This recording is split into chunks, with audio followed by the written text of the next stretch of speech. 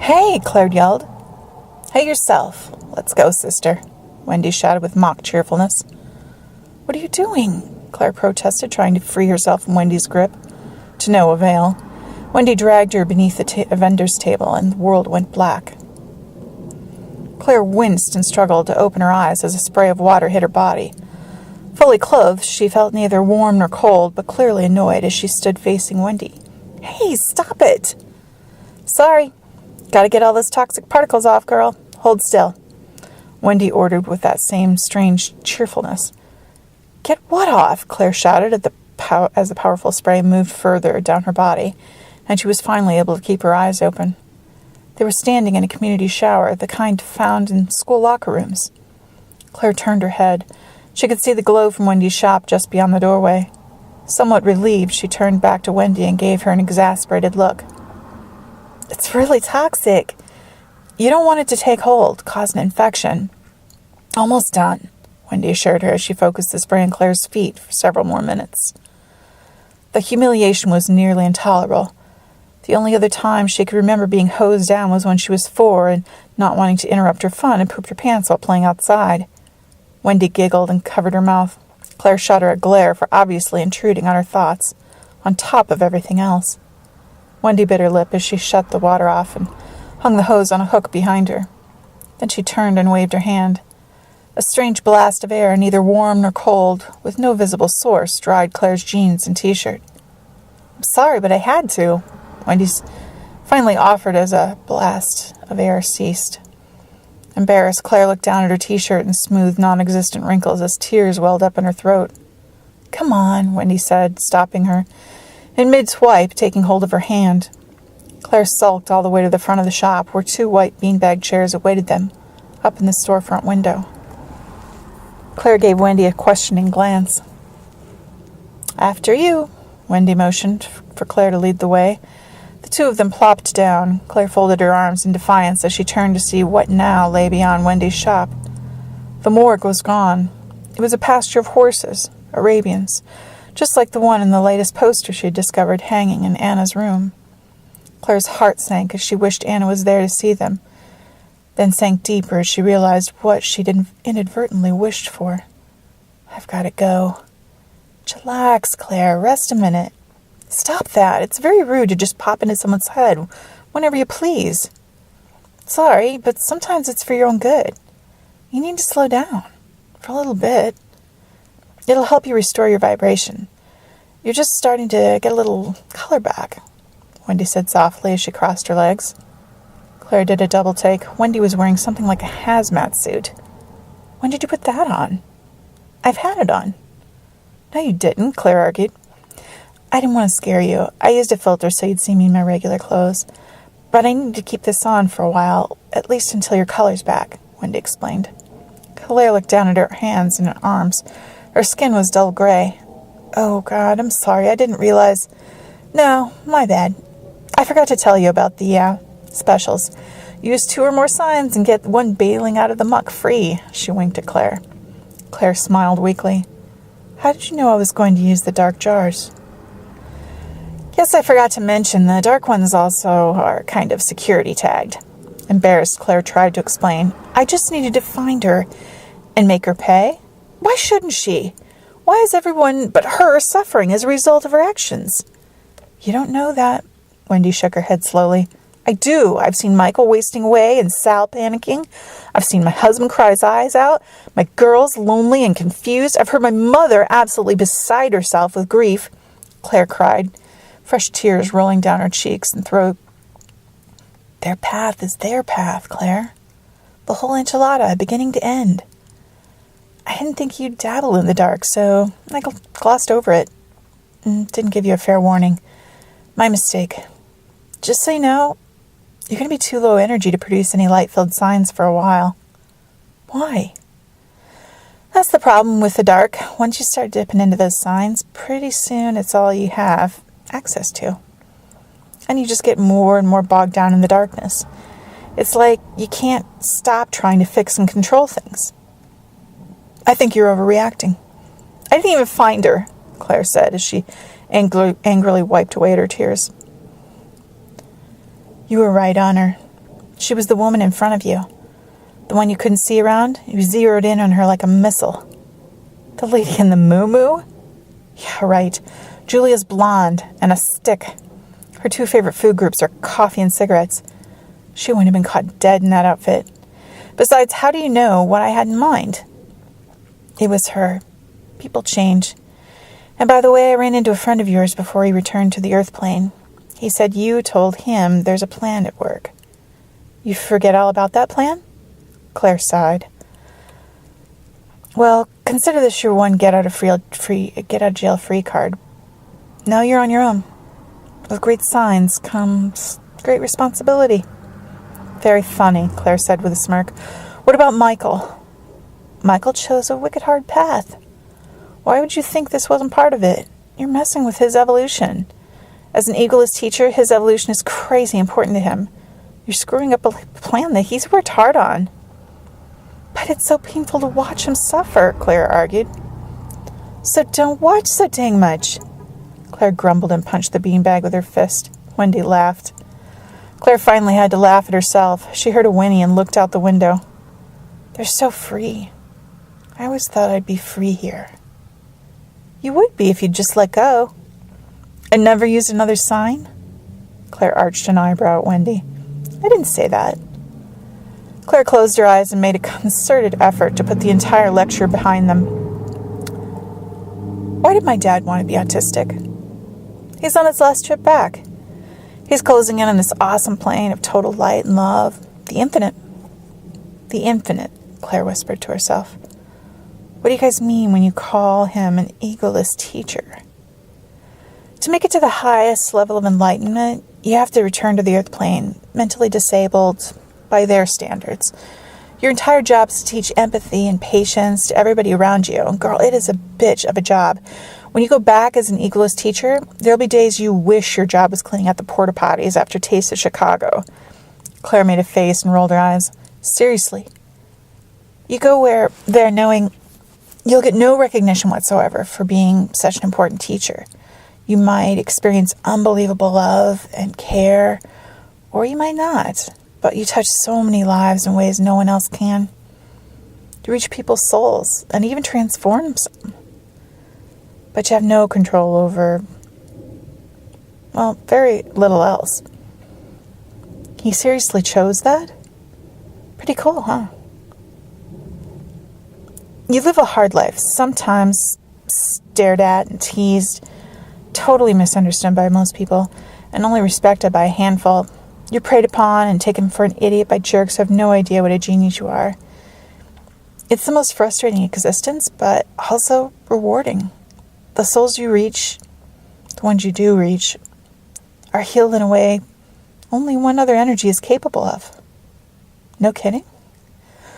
No kidding, Wendy nodded. And chances are, you won't have to deal with some of the other hassles in life either. Like money, sex, taxes, Wendy answered, running a hand over her pretty curls. Claire laughed and clutched her stomach. I always thought it was death and taxes. Sex is a hassle? How old is this girl, really? Claire felt heavy again, slow in her movements. She was tired, actually exhausted. We all have a trip back as an egoless teacher.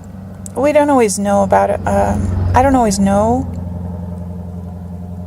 know about yours. But mine's a long ways off, Wendy added, looking around her shop, a glimmer of pride in her eye. It'll keep. Claire smiled at this. She was a feisty girl, but wise, too. Claire admired her and vowed not to abuse their friendship again, or the signs, if she could help it. An itch grew in her chest, and she tried to scratch it, but it persisted. Your mom's calling you, Wendy said. What? That's your mom calling you. But it feels like an itch this time instead of a pull, Claire said. The way she's going, it'll feel like a tickle pretty soon. Wendy cocked her head to one side and smiled. They'll all become tickles if you leave them to their own healing. Like you have your mom. But man, it's hard. Why? What's happening? What is she doing? Claire asked, suddenly concerned. She's revving up her vibration all by herself, right down there on the Earth plane. How? Go see for yourself. No, I can't. You don't understand. Our relationship, I just can't. It's okay, Claire. She's not going to drag you down or drain your energy. She's not in that place anymore. Nowhere near it, actually. Claire wanted to believe her, but her mother had always been a bit of an energy vampire with her overwhelming bouts of seasonal depression. How could her mother have changed so much in the short time she'd been gone? Go on, you gotta see it to believe it. Claire bit her bottom lip, closed her eyes, and tried to recall her happiest memory of her mother, just to play it safe. She decided to imagine both her mom and dad for extra protection, the three of them, still together in the kitchen of the old house, just down the road from Nana's farm. Her mother was bathing her in the tub, her father kneeling beside her, the two of them laughing as Claire giggled and soaked them with her blissful splashing. When Claire opened her eyes, she was in her mother's cabin. The kitchen counter was covered with fruits and vegetables. Lynn was actually singing as she pressed a pear down into a juicer. Gone were the cookie jars full of Nutter Butters and the loaf of white bread that had always sat on the counter. No way, Claire mumbled.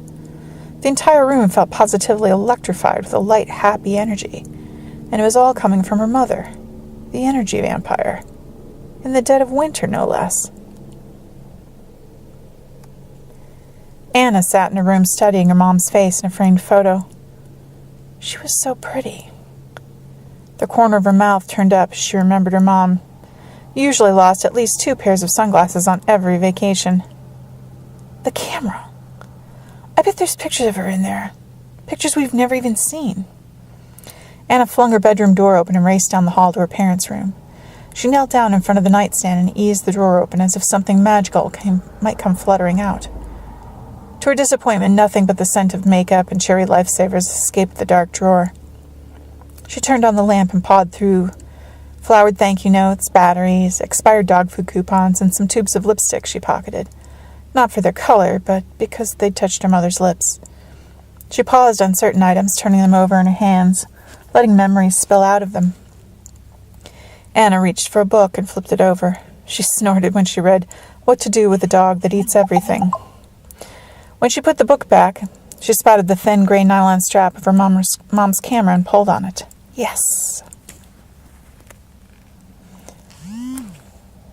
The following day, after school, Anna found a free monitor in the far corner of the computer lab and inserted her flash drive. She wanted to do something special with the photos, but she wasn't exactly sure what. All she knew was that she wanted to do it secretly and that right now she couldn't seem to get enough of her mother's face. The lab was almost empty since it was Friday. Everyone had bolted when the bell rang. Still, she was ready to minimize the screen in a heartbeat if anyone came near. It would be all over school if anyone caught her looking at them. Psst, came a noise from behind her.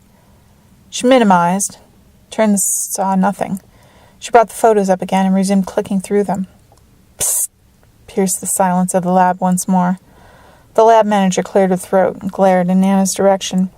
Anna shook her head and shrugged her shoulders, unconsciously raising her hand to her eyelashes, then quickly sitting on it.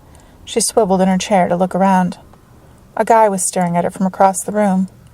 When their eyes met, he said, "Psst," overemphasizing the t. The lab manager glared at both of them this time and slapped some papers down on her desk. Anna looked around. There was no one sitting near her. She looked in his direction once more. Panic sprouted in her toes and wove its way up through her stomach and chest like wild vines. He wore a tight black t-shirt, the edges of the sleeves curling up against the tops of his bulging biceps. He had jet black hair, brown eyes framed by thick black lashes, and even thicker, unruly eyebrows. They arched as a smirk spread across his face, and he pointed an index finger directly at her. Anna thought she might throw up for a second. She was used to being invisible to boys. Counted on it. Reject them before it's even occurred to them to reject you. Had always been the name of the game. She'd had crushes, sure, but she'd always pushed them away the hardest. She was known for her gallows humor, so she joked with guys but kept them at a safe distance. One boy named Brad Bennett had even asked her once, "Hey, how come you joke with everybody but me? What did I ever do to you anyway?" The answer was easy. It had the most potential to break her heart, and for that, he'd been banished. She would have scooped her heart out with a spoon before she'd admitted it to him.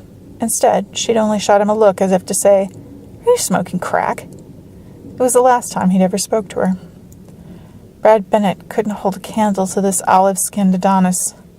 God help me if he had a brain and a sense of humor, she thought as she went into banish mode and swiveled back to face her terminal. Her hand rose to her eyelashes, plucked one, and held it up before she had a chance to think about it. She rolled the mascara-covered lash between her thumb and forefinger, savoring its arrival, staring at the tiny white tip. It felt good to pull it, really good. And now she felt bad, really bad. Between moving Anna's ring every night and the new photos, Claire felt she was dragging her daughter down more each day. She was desperate to give her a boost instead. It didn't help matters that Anna's best friend Meg had moved to Wisconsin 2 weeks earlier. Anna hadn't told a soul. Now she was blowing an eyelash from her fingertip. Claire couldn't bear to watch her go on like this, going to the movies alone, walking home alone, even eating lunch alone, her face always buried in a book. A new friend just might snap her back into the land of the living. But how can I make sure it doesn't turn serious and hurt her even more? She looked at the guy watching Anna and tried to size him up from a distance. Too beautiful. But what if I don't get another chance? God, I don't want to do this, but she needs a friend in the worst way right now, and he's clearly interested. How do I do this? Can I? Should I? I've got to. Hope my energy's back up to par. Despite Anna's signature paler-than-pale foundation, Claire watched her daughter's face turn a deeper shade of crimson with each passing minute. Beads of perspiration formed across the bridge of Anna's formerly freckled nose. Claire knew she had to act fast before Anna took off like a startled deer. Claire thought herself to the boy's side. Expensive-looking sunglasses were nestled in his spiky hair, and he smelled fantastic. So far, so good. He seemed gutsy, but he'd have to break through Anna's fortress by Maybelline. If she could just get him over to Anna, she knew how she'd handle it from there. He was still watching her, but Claire knew his courage was fading when she heard him mutter, "Come on, Morticia." Claire did a quick scan for telltale red flags. "I don't smell cigarettes. 2 points for you, buddy." He ran a hand through the back of his hair and eyed the door. No, stay," she pleaded, as she caught a glimpse of something dark on the inside of his arm. Shit, the tattoo. Now you're in the hole, 10 points. Way to go, Slick. She moved in for a better look. It was a portrait of Bob Marley. A pretty good one, actually. No woman, no cry. That's right. No teenage girls either. All right, 10 points if you're a poet, minus 25 if you're in a band, and minus 50 if you're into the ganja. She looked around for any other candidates. A boy with a shaved head engrossed in his chemistry who kept sneezing, and a hippie-looking kid with one of those scary giant rings wedged in his earlobe. No way. The only other boy in the room had pink hair and was wearing more eyeliner than Anna. This Middle Eastern aspiring hair model would have to do, but he was a heartbreaker if she'd ever seen one. She couldn't set Anna up for even more pain. Damn. I need time to follow him around for a while, but Anna's putting on her coat. Claire eyed the tattoo. Something was off. It was Marley's hair. His dreads. They weren't dreads. Electrical cords, cables, and connectors. Computer cables? Stereo cords? Gotta be a techno geek. Either way, all right, it's on, Slick. He put on his jacket. Claire glanced in Anna's direction. She was still on the computer, but she had her coat on and had shoved her books inside her backpack. Anna leaned down to remove her flash drive from the tower. Claire gulped. Looky, maiden in distress, she coaxed as she popped over to Anna. In a moment of sheer desperation, Claire shorted out her monitor by thinking push instead of pull. Boom, he was up. Yes, good boy. Claire clapped her hands. He was at Anna's side in a matter of seconds, but Anna didn't know it. She was busy pushing every button she could find beneath the desk. Oh my God, what did I do? She breathed. Monitor's toast. Smell it? He asked as he folded his arms and leaned against the counter. He even leans cool, for God's sake, Claire cringed. She wanted to shake him, warn him not to break her daughter's heart, or even bruise it, because this was one girl who'd had more than her fair share of pain. At the same time, she knew she'd need to let go and let things unfold on their own, terrifying as that might be. This teen energy was high-voltage, unpredictable stuff, anyway. It felt hard to break through, and even harder to steer once you did. But she wasn't finished. She thought herself to an electrical outlet. Startled, Anna jerked her head up. What? Kareem. Just moved from Des Moines. First day. Steady, steady. Wait for it. Wait.